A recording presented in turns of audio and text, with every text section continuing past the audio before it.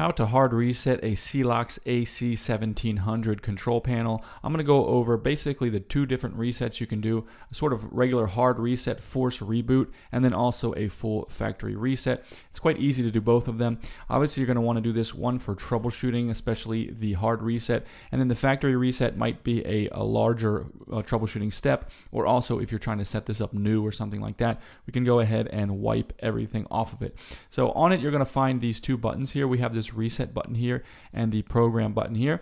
So if you want to just do a regular reset, which is just going to reboot it, the control panel, but it's not going to affect the database files or anything on the SD card.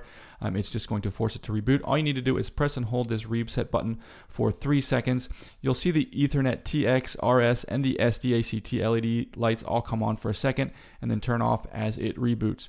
Now, if you need to do the full factory reset, all we need to do is come in and find the reset button and then also the program button. And we're going to do the same thing. We're just going to press and hold, but this time both of the buttons for 3 seconds.